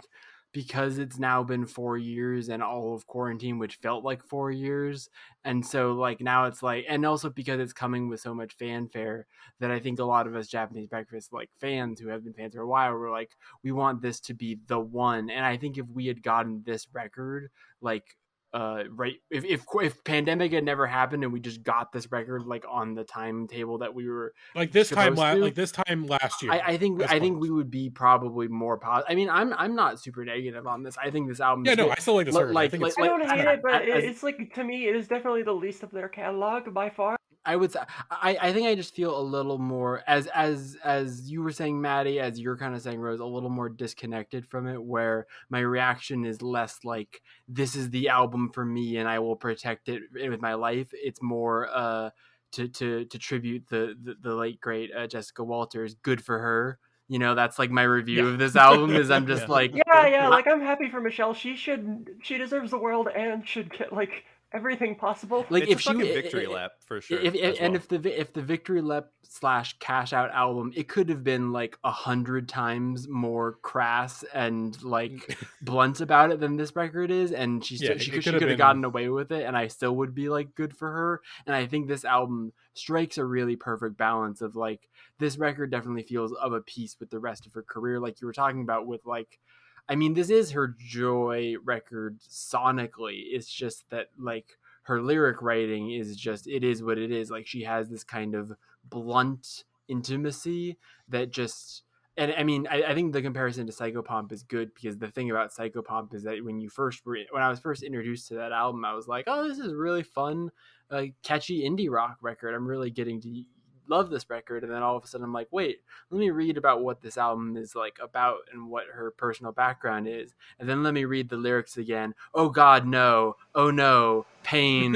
And and then we get this pivot with Soft Sounds, which is a much more moody album sonically, and then the pain continues lyrically. And this record is more back to that mode of like, is like the kind of Sour Patch Kids model of like, the sugar is to draw you in, and then she stabs you in the chest with her lyrics, like kind of similar, but not in the way that like comparing it to the Julian Baker album from earlier this year, which is like, I can't listen to that album in public, where Be Sweet, even though Be Sweet, there is kind of a lingering darkness to it, where like, when you combine Be Sweet with like Sit and a couple of other moments on this album where she's asking someone to be kind and sweet to her, but the kind of unspoken implication of that is like, be sweet to me because you're not being, please be sweet to me, be nice to me, like I deserve to be treated nice, like.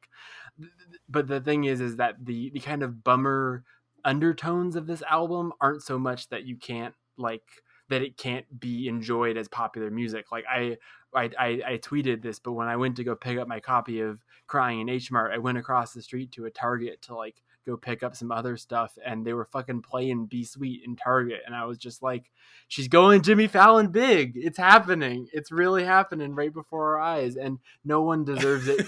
No one deserves it more than Michelle. But I also get why that's kind of making us feel a little more emotional distance to this than we did to some of the other records. We've been saying it for years, and they only listen just now. Well, yeah, the things that are great about this album are like obviously and transparently great about the album, and you kind of just like listen to it and you look at it and you go like, "Yup, another grand slam from Michelle's honor. Who'd have seen it coming?" Whereas Psychopomp and both Soft Sounds were like surprising and exciting, and was like, "Holy shit, there's a lot going on here." Jubilee's just like, damn, I like this. It's good stuff. I feel like, yeah, I can't, I've spent a lot of time on the internet praising the career of Michelle Zauner and the Japanese Breakfast albums, and I feel like I can't like over hyperbolize her career anymore in her music, but like this is solidly my second favorite album of the year, could very easily grow into my number one by the end of it. I think it's tremendous. I love every song for the most part, and I think that in particular Posing for Cars is not getting the attention it deserves as just like a real hitter, a real fucking good song. That song is like expansive in a way that she hasn't written before, and classical, and has like the like promises made by closing on Posing for Cars are like, we could get a like proper sort of songwritery Joni Mitchell or Lucinda Williams type album from Michelle Zauner in the not too distant future, and I would eat it up like a bowl of hot porridge. Yum yum yum. I think like I hate to, it's so weird to say that an album should have an extra track, because I'm always about less is more.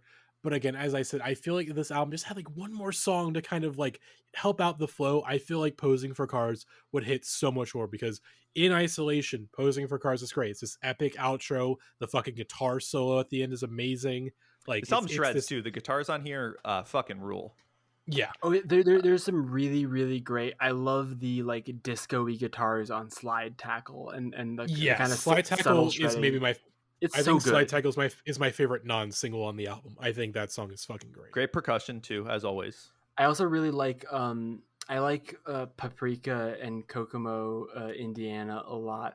I think Paprika, the horns remind me a lot of classic Illinois era Sufjan Stevens. Yes, that was definitely the vibe I got from those. And then Kokomo I just really like, because every single time I listen to that song, all I can think about is the Chet Hayes Vine where he says, "Go listen to Kokomo." But then I imagine Chet Hayes saying, "Go listen to Kokomo by Japanese Breakfast," and imagining him saying Japanese Breakfast in his patois is very funny to me. We out chia.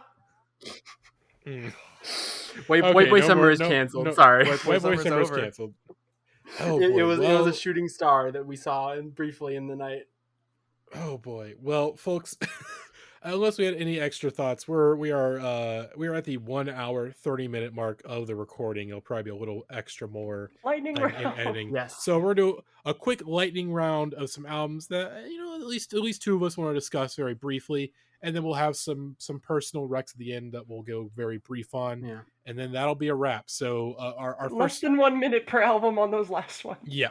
But for lightning round, first album, Backwash, I Lay Here, Buried with My Rings in My Dresses. Rose, go on ahead. This is your record. This album rocks. Like, Backwash last year dropped God Has Nothing to Do with This, Leave Him Out of It, which was like just solidly one of the best rap albums of last year. I was like, wow, this is really good for something that's like made almost entirely by herself. Like, it was a very brief self-produced thing, like very metal influenced beats with some involvement from the girls from Black Dresses, and like if I see an album has the words mastered by Ada Rook and liner notes, I will immediately check it out. And that's what drew me to that one, and it was incredible. This one honestly might be even better. Like, it's a lot darker and harder to process, but it's got a much wider cast of people involved, like friend of the podcast, Sadie Dupuis. Once again, Rook is on this. Then two of the guys from Clipping did some production. And I can't remember any of the other names. Oh yeah, Censor Dialogue also has a really good guest verse there on Terror Packets. It's just, it is dismal and horrible, and that is the exact mood I've been in for the last several months, so perfect for me. This shit's angry as fuck. I only listened to it like once today, but goddamn, I loved the album from last year, and this is very understandably an upset album, as you were saying. Really, really great. Yeah, this album absolutely shreds. I agree with everything that's being said here. Like in the like Bandcamp description of it, she wrote that whereas God Has Nothing to Do with This was a study in mercy, I Lie Here Buried, Backwash finds solace in being consumed by her malevolent behaviors. And that's basically what it was. The first one is like, everything is fucked up, but I'm gonna learn to have some kind of sense of peace with it. And this album is like, fuck sense of peace, bro. I'm just gonna yell at some people, and like that's a big vibe. I mean, this album is fucking incredible. Ashanti is just such a talented, not only rapper, but like vocal performer, like and producer. Like she does all the works. And it's incredible. The way she's able to just push out her voice like that, like the only person I can really compare it to recently is like Denzel Curry or something like that. Like the just command that she has over these really, really big, hulking, industrial, metal influenced beats is just you have to really be able to rap to hold your own over something like that. And goddamn, can she spit! And she's one of a kind. The lyrics of Terror Packets, especially where she talks about having to sell drugs to pay for hormones and shit like that. It goes since her dialogue so like, hard. The first one you're talking about, like selling kids mid, telling them it's good shit, but it's just mid that's homegrown. The whole album is great. You should listen to Backwash if you haven't already. The cover photo and all of the promo materials for this album where she's dressed like trans Venom is the coolest fucking thing I've ever seen in my entire life. Yeah, shout out to Merchant Vaporwave on that. Hell yeah. The makeup and the photography for all of that is so fucking sick. I want to see her live. Easily some of the best designs easily this year. Totally. Anyways, it's really great. Go listen to it. That's all I have to say. Let's talk about ska. It's Scott. Pick it up. Turns out Jeff Rosenstock writes good songs. I mean, he already wrote all of these songs last year and they were very good, but turns out when they have more horns and more frenetic guitars and a rap verse, they're still just as good. I like this better than No Dream, the original. Like that one didn't really stick with me as much, but these I'm like just constantly thinking about it. Like I think it's purely because it's the ska. Like I really like ska in moderation. Like I think it has its place in music, and this is just lovely. This is like really well done, and like he's really pushing a lot of the extremes on this album a lot more. Like the really shouty sections on the title track are even harder for some reason, to the extent that he got George Clark from Deaf Heaven to do them. Hell yeah. Like all the guests on here are just like a bona fide like stars. Like you got Mike Park and Ska 2 Network, and it's just like everybody here is having a great time. Yeah, it's not even like good as a joke because it was, an April Fool's Day. It was originally like kind of a joke in their minds, but then they turned it into a serious project. It like really works. It's good as hell. Yeah, ska rules. Like No Dream, I think I was like a lot hotter on No Dream than most people on this podcast. It's like, on a good day, it's my favorite Jeff Rosenstock album, and I think his songwriting really matured on there. And there are lots of interesting instrumental patterns. And then on Ska Dream, like the transformations that the songs go through either calls attention to what was really creative about those songs in the first place that maybe I wasn't appreciating enough, or in the case of like a song like Fame, which I think the ska version of is unfortunately really bad, just reminds me how much I loved that song in the first place and how great of a songwriter Jeff is. So ska, it's back and it's good. Yeah, pay attention to the new wave of ska, like all those cool bands like We Are the Union, Tape Girl, all that shit. There's good shit out there. Yeah. And we got ska in Fortnite now. Ska in Fortnite, which again, was that I'm great. It is just like, oh god, like I am both very happy and terrified of like ska making a full-blown comeback. I was talking about this with someone and I was like, man, like kids will be skanking in public this summer because they saw it in Fortnite. We're officially back. We're officially back. Nature is healing. Nature is truly healing. But a band that would probably disagree with that notion is Godspeed You Black Emperor, Godspeed at States, and I did not. They said P. I put it up here. Who? Okay, talk about the piss. Talk about. Godspeed. Yeah. So 2 years ago, to think it has been that long. September of 2019, I went to go see a little band called Godspeed You Black Emperor live. I thought you were about to say September 2001. I was like, No. Oh God, Jesus, no. Didn't they release something that year? Probably. I have no clue. Anyways, September of 2019, I went to see them. And I was like, oh yeah, this is going to be nice. I really like their last album. And then they busted out 2 new songs titled Glacier and Cliff, at least in their early forms. And they were some of the best material I've heard from them this decade. And then I waited 2 years to hear them. A year and a half, actually. But like still, just these are easily some of the best Godspeed songs in a while. Like, and I know I defecate for like their last one a lot, but this one just it solidly recaptures a lot of like what's made them special in the first place, and also just like I don't know. It's hard to talk about Godspeed without just delving into the same things of like cinematic soundtrack for our times. It's just it's very lovely. I think the structuration of this one is definitely their best in a while. They make good music, and they've done it again. I don't know. Yeah, like they've done it again. There's whatever you can say about one Godspeed record, you can probably say about others in slightly different forms. Yeah, I like this album a lot. I think I like it more than a lot of the 2010 Godspeed material, but I've also only listened to it like once or twice, so I haven't really spent a ton of time digesting it, because quite frankly, it can be a bummer at this period of time where Godspeed You Black Emperor, it turns out, was right about everything. Like, I mean, to be fair, this is like one of their more hopeful albums. Like, there are sections that really come off as like genuinely like uplifting. Yeah, for them. They've gone more in that direction. Increasingly rare in their last time. decade of material.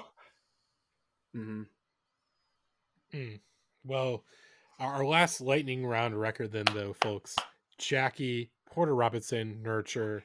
You went off on this hang one. on, I'm getting a timer out. Okay, all right. I promise. I promise. Nanya and I was gonna do that. I promise. Somebody had to do it. I'm not gonna give the whole spiel, because, as I will tell the listeners, you can go read my whole spiel on the Indieheads Substack, where I wrote about this record for Q2. I'm not gonna give you the whole extended background of Porter Robinson and his career, but the long story short is that Porter Robinson is an EDM whiz kid who at 18 years old got a record deal from Skrillex and was whisked into the world of EDM, and it almost ruined his life. And in 2014, he made an album called Worlds, which is a very, very good album and an important album to me emotionally. It came along at a very particular time in my life that just hit me in the right way. But over time, I still like that record a lot, but I think some of the flaws that people saw at the time are things that I can appreciate more over time now. But the incredible thing that has happened is, after 7 full years of kind of working on a follow-up, and he did a side project for a while to kind of put off some time, and he's worked with other artists and done all this stuff, but the true follow-up to Worlds is here. It's the true follow-up to his first foray out of EDM and into like synth pop. And this album is, to call it a step up, I think is genuinely an understatement. Like, it is the true like maturation flower blossoming moment for Porter Robinson, which is so fitting, because the album is him laying down in the field of flower, face first in the field of flowers, perfectly kind of symmetrical with the Squid album cover, the other album I happen to. What is it? Green fields this year. A lot of green. You know, this album and Squid and freaky little guys. The new Ski Mask album, which is a green cover. Fiddlehead. There's a lot of great green. A lot of great green going on this year. But no, seriously, this record. Anthony Fantano said that this record is this generation's Discovery by Daft Punk, and even I, who is like the biggest Porter Robinson fan in the world, was like, whoa, pump the brakes, buddy. But like, I swear to God, this album is really, really, really, really fucking good.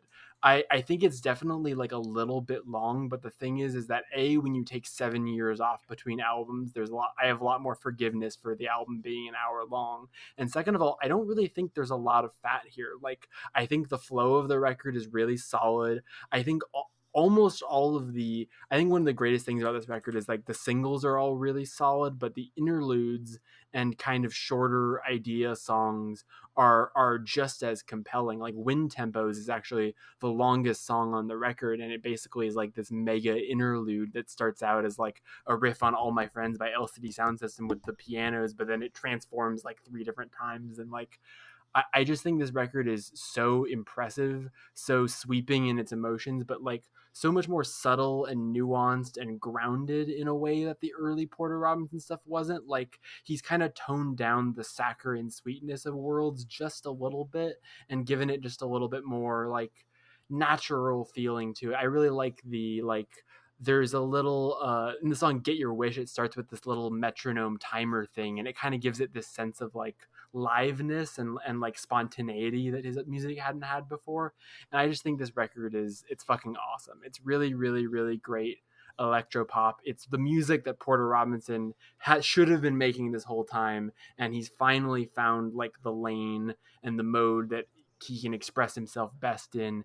And you can really feel both the creative payoff and also the emotional payoff of these turbulent last decade that he's had. And it's really, really satisfying and moving as someone who's been a fan of his for a long time. So if you haven't checked out the new Porter Robinson album, I really, really recommend it, because the thing that I was so relieved with this album and what I was hoping this album would do is that like a lot of people who were not into Porter Robinson or who aren't EDM people, this record has crossed over in a way that his other material has not. And I think a lot of people like Anthony Fantano, other tastemakers like Will for Thrill, those people are finally coming around. Will for Thrill Nation, which really, yeah, I'd much rather have Will for Thrill's seal of approval than Fantano's, but I've got both of them on this record because there's some good songs here. Jay Brady interview and not us.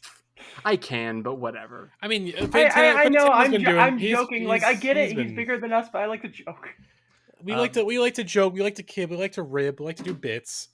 It's what we love to do. But I don't think there will be an album more surprising this year than this one. one. Oh yeah, by the way, you averaged 5. 4 minutes 40 seconds. Under 5. Yeah, like as someone who definitively did not like Porter Robinson's music, I like wanted to give this album a good faith try, and I really liked what the first single was, Get Your Wish. I was like, this is a fun little song, and then people said that this record was good when it dropped. It's tremendous. It's really just like super uplifting and emotional, and like it feels like watching Spirited Away in a way where it's just sort of like I want to cry from how happy this makes me feel. It's a really great record, really fantastic, and like as someone like just blew me away, honestly.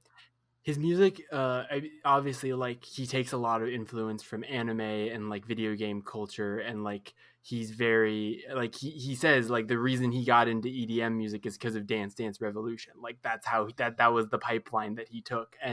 But like this record, you really feel him. He worked with like this Japanese ambient musician guy, and like I really feel like you're saying like the Spirited Away comparison, not only like in terms of the feel of the record, like I think this record reminds me, especially like the intro reminds me a lot of like a Miyazaki score almost. Like it's so whimsical and so uplifting, but also is striking this super deep emotional cutting core with a lot of the lyrics. Like I think the songwriting on this record is so fucking good, and there are so many lines on this record that are just, it's like really sincere, really straightforward and to the point, but like so like just like the hook of Look at the Sky, where he's like, I'll be alive next year, I can make something good. And I'm like, bro, yes you can, bro. And I'm like tearing up.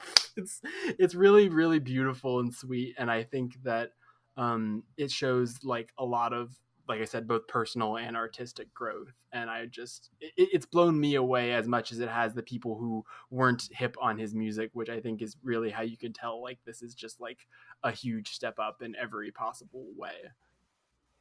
I think this one is like kind of in and out for me. Like there's stuff I really love, especially the stretch from wind tempos to Dulcite. Like those are all complete hitters for me without question. Yeah. Especially Musician, which is like one of my favorite songs that you're slapper and a half. You should, anyone who hasn't seen it, go on.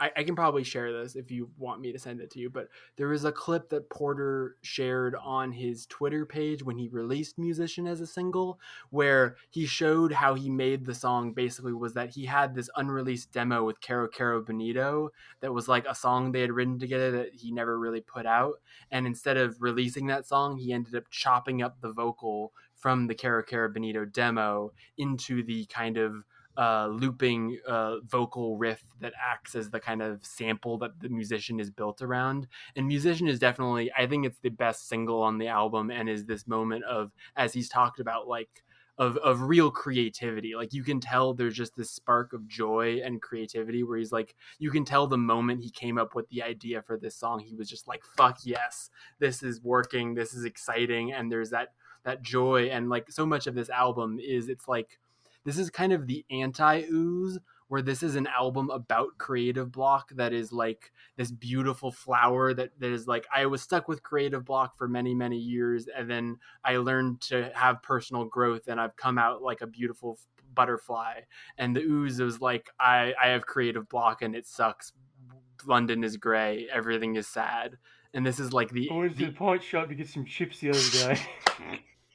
Exactly. Back to the Brits. But I think this album is really, really swell. I think you should listen to it. My favorite tracks, I really like Musician. I really like Something Comforting. That one really, really fucks me up. The whole repeated line of like, because hoping made you hurt more. It was getting made you want more, and hoping made you hurt more. Oh, there must be something wrong with me. Like the kind of feeling that he had of like, oh, you're successful, you're making all this money, you have all these fans, but you're not creatively fulfilled by your own work, and you still feel this kind of hollowness. And like the way that song turns that kind of empty feeling into something positive again is like what this whole album is about. Yeah, this album rocks. You should listen to it. Yeah, and I guess like there's I'm just in and out with it. Like there's like once it starts getting into the more like big tent EDM-y kind of influence stuff, I'm just like, like that's I think my only real gripe with it. It's just like in and out, because I'm one of those freaks who just like mainly likes house music. Every once in a while, I will concede that his big rave like bright synth impulses, like his instincts are always there, even when he's not trying to aim for them. Exactly. I get what you mean, especially like. And then secondly, like, dude, either come out as trans or stop using the fucking Katy Day voice. Like, I do not want to hear that kind of vocals without hearing like the most miserable lyrics of my life. Okay? We on this podcast are not going to speculate about the gender of Porter Robinson. I will just point people to the very end of Something Comforting, where his voice glitches back and forth between the male vocal and the pitched up vocal robot voice, and I will say nothing more on the matter, and we will move on from this topic. All right. Anyways, unless y'all had more thoughts, y'all ever listen to Dogleg? Yeah. That's well, AJ. That is your little spotlight. Do we have record. Any other shout outs besides, of course, Dogleg still in stores now? Just real quick, rapid fire, like not even 30 seconds on each of these. Yes. I can go. I have a couple too, yeah. I got a couple off top. I think I discussed these on the Earthquakey People episode, but I'll just state them again. Partner came down different. What if parquet courts were on the West Coast? It rocks, in my opinion. Lady Dane, I Am the Prophet. If you like the Box Statue record from last year, but you kind of want a little more of the indie rock influence, that Lady Dane record's very good. Fiddlehead, Between the Richness. There's the video of the guy out in the middle of the street holding up the throw record. Fiddlehead! I mean, that tells you everything, folks. Super Bloom, Pollen.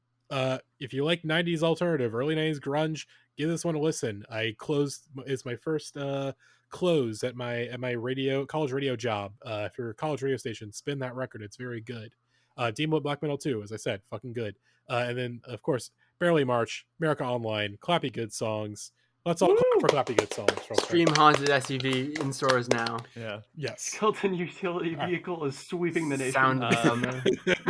So, first record, speaking of records that Barry March was involved in, Small Data in Convenience Store. Check that one out. That shit rules. Great singer-songwriter record.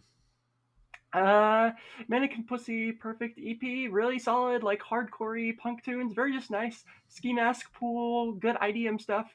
Lamb Chop show tunes. This is entirely my bullshit. It's weird old man singer-songwriter does like glitchy electronic stuff. It's hard to explain if you haven't been following Kurt Wagner for like the last decade or so. And Riley Walker, what's the title? Course and Fable. Great, like post-rock influence singer-songwriter record. Just very fun. That one's very fun. Hell yeah. That's all of them. That's all I got. I got the Storm and Summer, Skull Crusher. Zach would kill me if I didn't shout it out here. Dope Game Stupid by Bruiser Wolf is the best rap album anyone will put out this year. That thing is fucking hysterical and totally singular in a way that's like, it's like listening to Triple X by Danny Brown for the first time again. What else I got? Oh, the new, here we go. Sanguisugabog, Tortured Whole. If you like hardcore and vocals that sound like you can't tell if it's a human voice or a toilet flushing, that's a good project for you. And then Super Wolves, Bonnie Prince Billy is at it again, writing those good Dudes songs. rock. Yeah, dudes rock. Hell yeah. All right, I'm going to get to some quick ones here. The Hildegard record, which is a collaborative project between Helena DeLand and Uri, who's like a club music producer. Really, really, really cool. If you heard the Helena DeLand album from last year and you check this out, you should know that it sounds really different. This is like a completely different musical style for her, and the fact that she can do this too is really cool to me. Unfinished, which is the third album I wrote about for the Soft Sounds this week. It's an ambient album from the techno producer Nothing, but his name is Nothing with no vowels. It's NTHNG. The album is called Unfinished because it's this really long, sprawling record that kind of is objectively too long, but the gems that are in there are so fucking good. Best ambient album of the year, probably, for me, besides the new Ula album, which is also really good. And also the one last record I wanted to shout out is the Fred Again album, who is a producer who's worked with a lot of UK pop, dance hall people. And that record is the first album in a while to scratch the Jamie XX in color itch for me. It's like this perfect fusion of UK club music and pop music and dance hall. And like, I think the sampling that goes on throughout reminds me a lot of the album The Range by Potential by The Range, which is that album that uses samples from YouTube. Like, I really like the kind of human sampling that goes on throughout this record that makes it feel really personal. And there's a very cute thing where every single song on this record is named after one of his friends. So like every song is named like Sabrina, then the parentheses is like whatever the actual name of the track is. So it's this very cute record and feels very like wholesome. And I think the production on it, like Fred Again, is becoming a big name in the UK for a reason. He's got a nice touch. Alrighty then. And one more shout out. This is not a new record. Square Pusher, Feed Me Weird Things, 25th anniversary reissue. Shit's good. I get why people like Square Pusher. That shit's good. But that is it. That is it for this little Q2 catch up. Of course. Oh, also Leon Vinhall in stores now. That record rocks. But yes, we're almost 2 hours in. So we're gonna wrap it up here. We will see you all for our Patreon supporters. We will see you all on Sunday for the premiere episode of the 90s Rock #1s. And of course, if you're listening everywhere else, that's Tuesday. Very excited for this series. Of course, Foul, everyone on evil, this call, of course, cursed. I will be on every episode. Dangerous. I will be. Alex and Gavin, my fellow co-hosts, will be on the journey, and Jackie, Rose, AJ will all be on at some point throughout the series, and a bunch of other amazing guests. So be on the lookout. 90s Rock #1s. That's going to be the next 12 weeks of the Indieheads podcast, folks. Stand back and get ready. Stand back. Hope you'll enjoy this podcast, and we will see you all very, very soon. Bye-bye. I don't let the games overman me on the wheel. If he's got a license, then it's one to kill. Got the pedal to the metal, and he's swerving in the lanes. He may be made of bones, but he doesn't have a brain. All day as you be. Don't run over me. That's why they call it a skeleton key. And also Frankenstein and Dracula were in the backseat.